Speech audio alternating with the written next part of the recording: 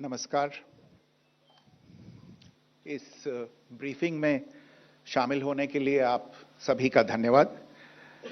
जैसा कि आप सभी जानते हैं, 22 अप्रैल 2025 को लश्कर-ए-तैयबा से संबंधित पाकिस्तानी और पाकिस्तान प्रशिक्षित आतंकवादियों ने भारत में जम्मू और कश्मीर के पहलगाम में भारतीय पर्यटकों पर बर्बरतापूर्ण हमला किया।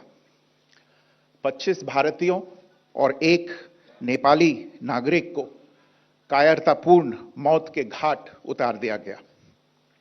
मुंबई के 26 नवंबर 2008 के हमलों के बाद यह भारत में हुई किसी आतंकवादी हमले में मारे गए आम नागरिकों की संख्या की दृष्टि से सबसे गंभीर घटना है। पहलगाम का हमला अत्यधिक बर्बरतापूर्ण था, जिसमें वहां मौजूद लोगों को करीब से और उनके परिवारों के सामने सिर पर गोली मारी गई। हत्या के इस तरीके से परिवार के सदस्यों को जानबूझकर आघात पहुंचाया गया। साथ ही उन्हें यह नसीहत भी दी गई कि वे वापस जाकर इस संदेश को पहुंचा दें। यह हमला स्पष्ट रूप से जम्मू और कश्मीर में बहाल हो रही सामान्य स्थिति को बाधित करने के उद्देश्य से किया गया था। चूंकि पर्यटन फिर से अर्थव्यवस्था का मुख्य आधार बन रहा था, इस हमले का मुख्य उद्देश्य इसे प्रतिकूल रूप से प्रभावित करना था। पिछले वर्ष आप सभी जानते हैं, 2.25 करोड़ से अधिक पर्यटक कश्मीर आए थे। इस हमले का मुख्य उद्देश्य इसलिए संभवतः यह था कि इस संघ राज्य क्षेत्र में विकास और प्रगति को नुकसान पहुंचाकर इसे पिछड़ा बनाए रखा जाए और पाकिस्तान से लगातार होने वाले सीमा पार आतंकवाद के लिए उपजाऊ जमीन बनाने में सहायता की जाए। हमले का यह तरीका जम्मू और कश्मीर और शेष राष्ट्र दोनों में सांप्रदायिक दंगे भड़काने के उद्देश्य से भी प्रेरित था। इसका श्रेय सरकार और भारत के सभी नागरिकों को दिया जाना चाहिए कि इन प्रयासों को विफल कर दिया गया। एक समूह ने खुद को रेजिस्टेंस फ्रंट TRF कहते हुए इस हमले की जिम्मेदारी ली है। यह समूह संयुक्त राष्ट्र द्वारा प्रतिबंधित पाकिस्तानी आतंकवादी समूह लश्कर-ए-तैयबा से जुड़ा हुआ है। यह उल्लेखनीय है कि भारत ने मई और नवंबर 2024 में संयुक्त राष्ट्र की 1267 कमेटी की सैंक्शंस मॉनिटरिंग टीम को अर्धवार्षिक रिपोर्ट प्रस्तुत की थी, जिसमें TRF के बारे में साफ इनपुट दिए गए थे। इससे पाकिस्तान स्थित आतंकवादी समूहों के लिए कवर के रूप में TRF की भूमिका सामने आई थी। इससे पहले भी दिसंबर 2023 में भारत ने इस टीम को लश्कर-ए-तैयबा और जैश-ए-मोहम्मद के बारे में सूचित किया था, जो TRF जैसे छोटे आतंकवादी समूहों के माध्यम से अपनी गतिविधियों को संचालित कर रहे हैं। इस संबंध में 25 अप्रैल को UN सिक्योरिटी काउंसिल प्रेस वक्तव्य में TRF के संदर्भ को हटाने के लिए पाकिस्तान के दबाव पर भी ध्यान दिया जाना चाहिए। पहलगाम आतंकवादी हमले की जांच से पाकिस्तान के साथ आतंकवादियों के संपर्क उजागर हुए हैं। रेजिस्टेंस फ्रंट द्वारा किए गए दावे और लश्कर-ए-तैयबा से ज्ञात सोशल मीडिया हैंडल द्वारा इसको रीपोस्ट किया जाना इसकी पुष्टि करता है। चश्मदीद गवाहों और विभिन्न जांच एजेंसियों को उपलब्ध अन्य सूचनाओं के आधार पर हमलावरों की पहचान भी हुई है। हमारी इंटेलिजेंस ने इस टीम के योजनाकारों और उनके समर्थकों की जानकारी जुटाई है।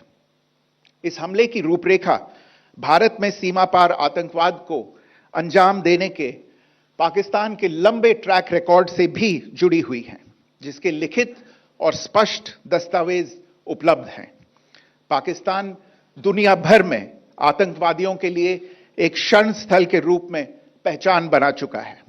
यहां अंतर्राष्ट्रीय स्तर पर प्रतिबंधित आतंकवादी सजा पाने से बचे रहते हैं। इसके अलावा पाकिस्तान ने इस मुद्दे पर विश्व और फाइनेंशियल एक्शन टास्क फोर्स जैसे अंतर्राष्ट्रीय मंचों को जानबूझकर गुमराह करने के लिए भी जाना जाता है। साजिद मीर का मामला, जिसमें इस आतंकवादी को पाकिस्तान ने मृत घोषित कर दिया था और फिर अंतर्राष्ट्रीय दबाव के परिणाम स्वरूप वो जीवित पाया गया, इसका सबसे स्पष्ट उदाहरण है। यह स्वाभाविक है कि पहलगाम में हुए इस हमले से जम्मू और कश्मीर के साथ साथ भारत के अन्य भागों में भी आक्रोश देखा गया। हमलों के बाद भारत सरकार ने स्वाभाविक रूप से पाकिस्तान के साथ संबंधों को लेकर कुछ कदम उठाए। आप सभी उन निर्णयों से अवगत हैं जिसकी घोषणा 23 अप्रैल को की गई थी। तथापि यह आवश्यक समझा गया कि 22 अप्रैल के हमले के अपराधियों और उनके योजनाकारों को न्याय के कटघरे में लाया जाए। हमलों के एक पखवाड़े के बाद भी पाकिस्तान द्वारा अपने क्षेत्र या अपने नियंत्रण वाले क्षेत्रों में आतंकवादियों की इंफ्रास्ट्रक्चर के विरुद्ध कार्रवाई करने के लिए कोई स्पष्ट कदम नहीं उठाया गया है। उल्टे वो इनकार करने और आरोप लगाने में ही लिप्त रहा है। पाकिस्तान आधारित आतंकवादी मॉड्यूल्स पर हमारी खुफिया निगरानी ने संकेत दिया है कि भारत के विरुद्ध आगे भी हमले हो सकते हैं। अतः इनको रोकना और इनसे निपटना दोनों को बेहद आवश्यक समझा गया। आज सुबह, जैसा कि आपको ज्ञात होगा, भारत ने इस तरह के सीमा पार हमलों का जवाब देने और उन्हें रोकने तथा उनका प्रतिरोध करने के अपने अधिकार का प्रयोग किया है। यह कार्यवाही नपीतुली, नॉन एस्केलेटरी, आनुपातिक और जिम्मेदारीपूर्ण है। यह आतंकवाद की इंफ्रास्ट्रक्चर को समाप्त करने और भारत में भेजे जाने वाले संभावित आतंकवादियों को अक्षम बनाने पर केंद्रित है। आपको यह भी स्मरण होगा कि 25 अप्रैल 2025 को संयुक्त राष्ट्र सुरक्षा परिषद ने पहलगाम आतंकवादी हमले पर एक प्रेस वक्तव्य जारी किया था, जिसमें आतंकवाद के इस निंदनीय कार्य के अपराधियों, आयोजकों, फाइनेंसरों और प्रायोजकों को जवाबदेह ठहराने और उन्हें न्याय के दायरे में लाने की आवश्यकता पर जोर दिया गया था। भारत की आज की इस कार्रवाई को इसी संदर्भ में देखा जाना चाहिए। Good morning. Thank you all for joining this briefing. As you are all aware, on April 22, 2025, Pakistani and Pakistan-trained terrorists belonging to the Lashkar-e-Taiba carried out a savage attack on Indian tourists at Pahalgam in Jammu and Kashmir in India. They murdered 26 people, including one national of Nepal, causing the largest number of civilian casualties in a terrorist attack in India since the 26 November 2008 attacks in Mumbai. The attack in Pahalgam was marked by extreme barbarity, with the victims mostly killed with headshots from close range and in front of their families. Family members were deliberately traumatized through the manner of the killing, accompanied by the exhortation that they should take back the message. The attack was clearly driven by the objective of undermining the normalcy returning to Jammu and Kashmir. In particular, it was designed to impact the mainstay of the economy, tourism, with a record 23 million tourists visiting the valley last year. The calculation, presumably, was that harming growth and development in the Union Territory would help keep it backward and create fertile ground for continued cross-border terrorism from Pakistan. The manner of the attack was also driven by an objective of provoking communal discord, both in Jammu and Kashmir and the rest of the nation. It is to the credit of the government and the people of India that these designs were foiled. a group calling itself the Resistance Front has claimed responsibility for the attack. This group is a front for the UN-proscribed Pakistani terrorist group Lashkar-e-Taiba. It is notable that India had given inputs about the TRF in the half-yearly report to the monitoring team of the UN's 1267 Sanctions Committee in May and November 2024, bringing out its role as a cover for Pakistan-based terrorist groups. Earlier too, in December 2023, India had informed the monitoring team about Lashkar and Jaish-e-Mohammed operating through small terror groups such as the TRF. Pakistan's pressure to remove references to TRF in the April 25 UN Security Council press statement is notable in this regard. Investigations into the Pahalgam terror attack have brought out the communication notes of terrorists in and to Pakistan. The claims made by the Resistance Front and their reposting by known social media handles of the Lashkar-e-Taiba speak for themselves. Identification of the attackers based on eyewitness accounts as well as other information available to law enforcement agencies has also progressed. Our intelligence has developed an accurate picture of the planners and backers of this team. The features of this attack also tie in with Pakistan's long track record of perpetrating cross-border terrorism in India, which is well documented and beyond question.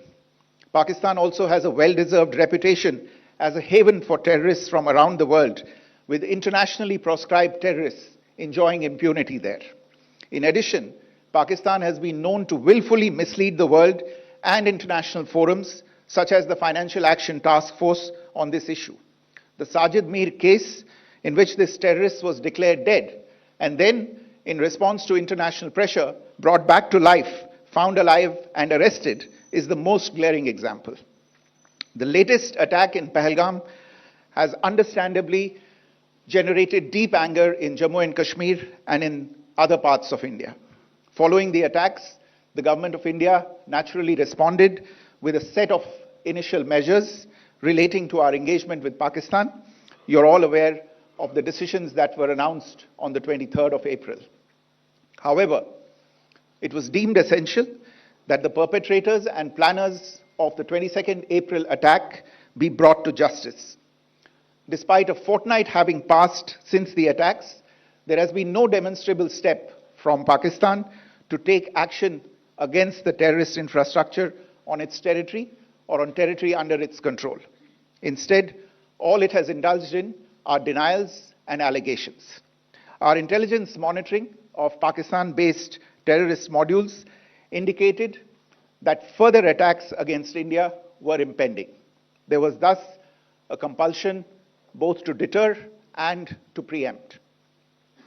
Earlier this morning, as you would be aware, India exercised its right to respond and preempt as well as deter more such cross-border attacks. These actions were measured, non-escalatory, proportionate, and responsible. They focused on dismantling the terrorist infrastructure and disabling terrorists likely to be sent across to India. You would also recall that the Security Council on 25th April 2025 had issued a press statement on the Pahalgam terror attack, underlining, and I quote, the need to hold perpetrators, organizers, financiers, and sponsors of this reprehensible act of terrorism accountable and bring them to justice, unquote. India's latest actions should be seen in this context. Joining me for this briefing on our actions earlier this morning are Colonel Sophia Qureshi and Wing Commander Vyomika Singh. I will request them to share some details regarding Operation Sindoor with all of you.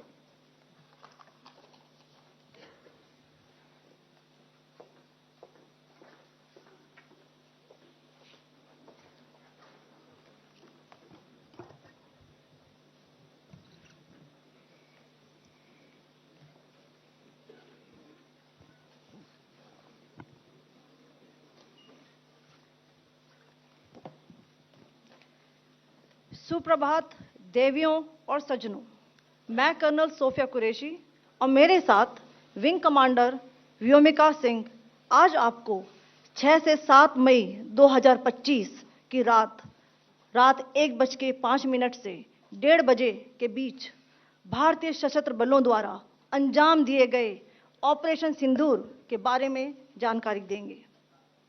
Operation सिंदूर 22 अप्रैल को पहलगाम में हुए विभत्स आतंकवादी हमले के शिकार मासूम नागरिकों व उनके परिवारों को न्याय देने के लिए लॉन्च किया गया था। इस कार्रवाई में 9 टेररिस्ट कैंप्स को टारगेट किया गया और पूरी तरह से इसे बर्बाद किया गया। पाकिस्तान में पिछले 3 दशकों से टेरर इंफ्रास्ट्रक्चर का निर्माण हो रहा है। इसमें recruitment, indoctrination centres, training areas व लॉन्च पैड शामिल थे, जो पाकिस्तान और पाक अधिकृत जम्मू कश्मीर POJK दोनों में फैले हैं। Operation Sindoor was launched by Indian Armed Forces to deliver justice to the victims of Pahalgam terror attack and their families. 9 terrorist camps were targeted and successfully destroyed. Over the last 3 decades, Pakistan has systematically built terror infrastructure. It is a complex web of recruitment and indoctrination centers, training areas for initial and refresher courses, and launch pads for handlers. These camps are located both in Pakistan as well as Pakistan-occupied Jammu and Kashmir areas. Some of the well-known training camps are located, as you can see on the screen. They are distributed from Savai Nala in the north, counting to approximately 21, ending at Bhavalpur to the south. इन लक्ष्यों का चयन विश्वसनीय intelligence सूचनाओं के आधार पर हुआ ताकि आतंक गतिविधियों की रीढ़ तोड़ी जा सके, और यह खास ध्यान दिया गया कि निर्दोष नागरिकों और सिविलियन इंस्टॉलेशन को नुकसान न पहुंचे। The selection of these targets for Operation Sindoor was based on credible intelligence inputs and role of these facilities in perpetrating the terror activities. The locations were so selected to avoid damage to civilian infrastructures and loss of any civilian lives. This was done with due diligence, and the camps selected for targeting and their engagement will now be shown to you one by one. POJK के target मैं आपको बताना चाहूंगी। सबसे पहले सवाई नाला camp Muzaffarabad, जो कि POJK के लाइन ऑफ कंट्रोल से 30 किलोमीटर दूर है। यह एक लश्कर तौयबा का ट्रेनिंग सेंटर था। 20 अक्टूबर 2024 सोनमर्ग, 24 अक्टूबर 24 गुलमर्ग, 22 अप्रैल 2025 पहलगाम, इन हमलों के आतंकियों ने यहीं से प्रशिक्षण लिया था। सैयदना बिलाल कैंप मुजफ्फराबाद, यह एक जैश ए मोहम्मद का स्टेजिंग एरिया है। यह हथियार, विस्फोटक और जंगल सर्वाइवल ट्रेनिंग का केंद्र भी था। गुलपुर कैंप कोटली, यह LOC से 30 किलोमीटर दूर था। लश्कर तौयबा का बेस था, जो रजौरी, पुंछ में सक्रिय था। 20 अप्रैल 2023 को पुंछ में और 9 जून 2024 को तीर्थ यात्रियों के बस हमले में यहीं से आतंकी को ट्रेन किया गया था।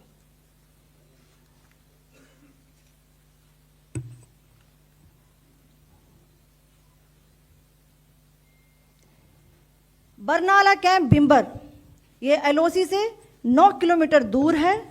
यहाँ पर हथियार, हैंडलिंग, IED व जंगल सर्वाइवल का प्रशिक्षण केंद्र था। अब्बास कैंप कोटली,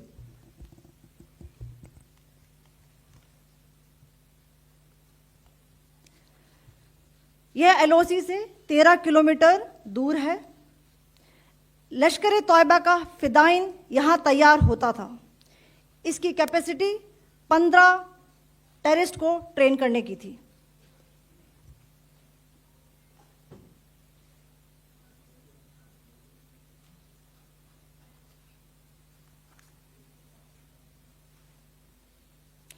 अब मैं पाकिस्तान के अंदर के टारगेट से अवगत कराना चाहूंगी।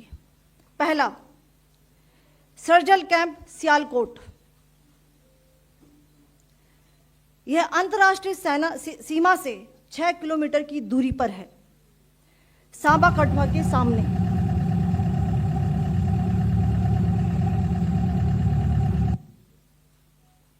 मार्च 2025 में जम्मू एंड कश्मीर पुलिस के 4 जवानों की जो हत्या की गई थी, उन आतंकवादियों को इसी जगह पर ट्रेन किया गया था। दूसरा, महमूना जाया कैंप सियालकोट। यह 18 से 12 किलोमीटर आईबी से दूर था। हिजबुल मुजाहिदीन का बहुत बड़ा कैंप था। यह कठुआ जम्मू क्षेत्र में आतंक फैलाने का नियंत्रण केंद्र था। पठानकोट एयरफोर्स बेस पर किया गया हमला भी इसी कैंप से प्लान और डायरेक्ट किया गया था। मरकज ताइबा मुरीद के, यह आईबी से 18 से 25 किलोमीटर दूरी पर है। 2008 के मुंबई हमले के आतंकी भी यहीं से प्रशिक्षित हुए थे। अजमल कसब व डेविड हेडली भी यहां ट्रेन हुए थे।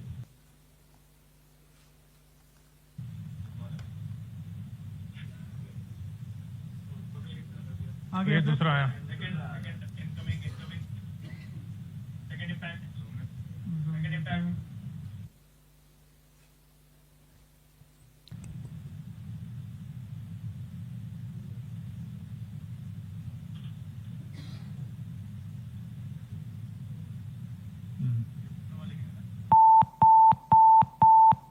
टारगेट 10 हुआ है सर अभी। टारगेट 10 हुआ, एंक्लोजर सेम ही है। 7 it is hit the target. हाँ हाँ।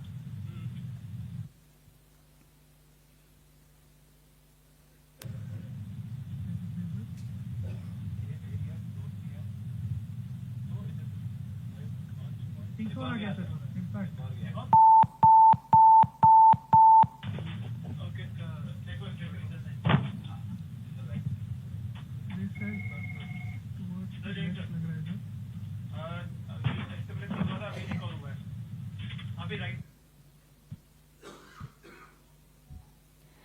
मरकज सुभान अल्लाह भावलपुर, यह इंटरनेशनल बाउंड्री से 100 किलोमीटर दूर है। जैश ए मोहम्मद का मुख्यालय था। यहाँ पर रिक्रूटमेंट, ट्रेनिंग व इंडॉक्ट्रिनेशन का केंद्र भी था। शीर्ष आतंकी अक्सर यहाँ आते थे। मैं आप सबको बताना चाहती हूँ कि किसी भी सैन्य ठिकाने का निशाना नहीं बनाया गया और अभी तक किसी तरह की नागरिक क्षति की रिपोर्ट नहीं है। धन्यवाद। जय Hind. The strike on the terror camps were undertaken through precision capability, as shown to you. A niche technology weapons with careful selection of warheads was ensured so that there will be no collateral damage. The point of impact in each of the target was a specific building or a group of buildings. All the targets were neutralized with clinical efficiency, and the results reiterate the professionalism of the Indian Armed Forces in the planning and execution of their operations. No military establishments were targeted. India has demonstrated considerable restraint in its response. However, it must be said that the Indian Armed Forces are fully prepared to respond to Pakistani misadventures, if any, that will escalate this situation. Jai Hind, and thank you very much. Ladies and gentlemen, friends in the media, I ask your indulgence today in view of the fact that this is still an evolving situation. We will therefore not be able to take questions and answers today, but we will come back for more updates and more briefings shortly. Thank you all very much for joining us this morning. Thank you. Jai Hind.